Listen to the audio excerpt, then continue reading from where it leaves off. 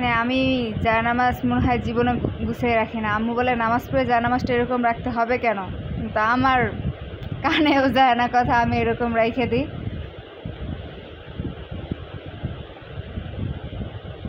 মানে আমি করি কি, ফজরের সময় জায়নামাজ ক্লাসে একেবারে এশার নামাজ পড়ি, তখন জায়নামাজের উপর ঘুমাই থাকি, না হয় যদি গুছাই মুছাই রেখে দিই।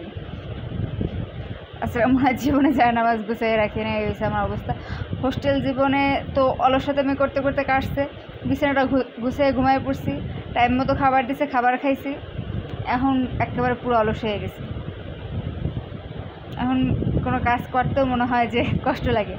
দেখা যেত যে মশারিটা, সেটাও যদি কেউ দেখতো যে আমি ঘুমাই আছি, মশারি টানায় দিয়ে যাইতো, এরকম একটা অবস্থা ছিল। কারণ আমার শুভাকাঙ্ক্ষী অনেক, আমার ফ্রেন্ড সার্কেল অনেক বেশি, আমি খুব সহজে মানুষের আপন হয়ে যাই, খুব সহজে আমি মানুষের কাছের হয়ে যাই। মানুষ আমাকে খুব তাড়াতাড়ি আপন করে নিতে পারে, আমিও খুব তাড়াতাড়ি মানুষকে আপন করে নিতে পারি।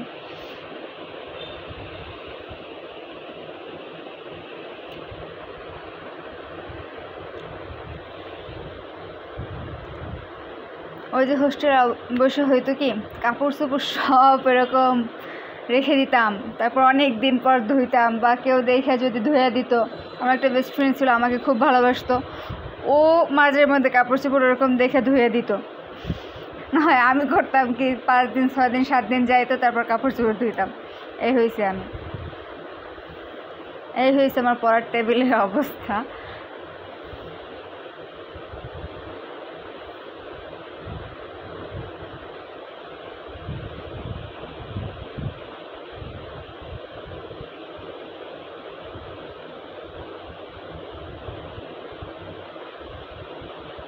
খুবই মর্মান্তিক অবস্থা।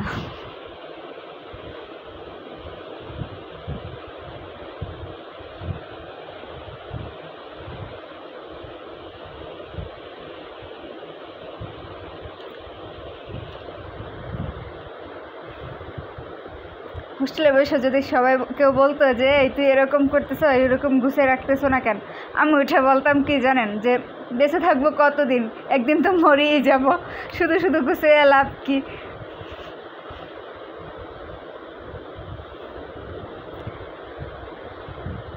তো আমার ওই ফ্রেন্ড দেখা যেত যে সপ্তাহ শুক্রবার দিন ওর টেবিল গুছাইতো, ওর বিছানা গুছাইতো, আমাকে বিছানা টেবিল গুছাই দিত, আর আমি সারা সপ্তাহ সেই বিছানা টেবিল সেরকমই রাখতাম। আস্তে আস্তে বই বের করতাম, আবার জায়গায় রেখে দিতাম। এই হইলাম আমি।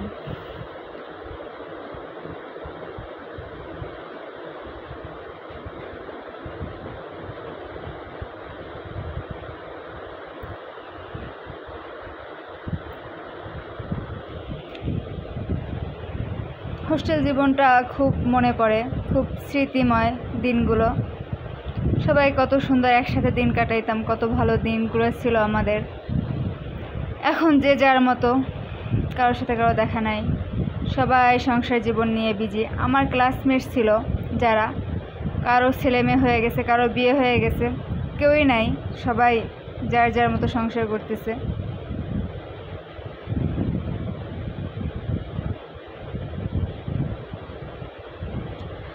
তো বিছানাটা গুছাই নিছি, একেবারে আমি অলস না, মাঝে মধ্যে কাজ করি।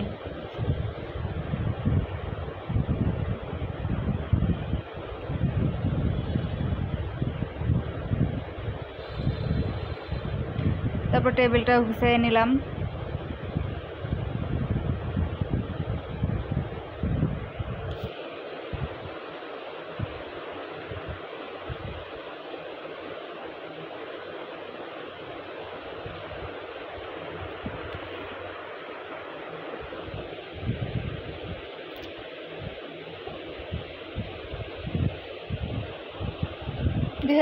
সাল অক্টোবর মাস, তখন আমি হোস্টেল জীবন পার করে আসছি।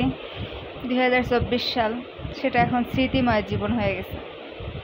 তো এই তো নাস্তা করতে বসলাম সবাই মিলে।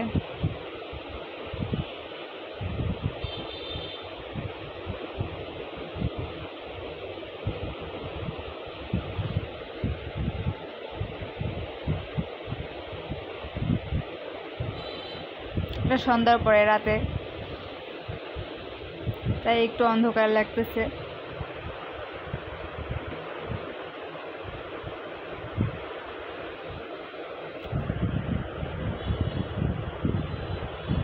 এই তো চাঁদ মামার সাথে একটু মোলাকাত করলাম।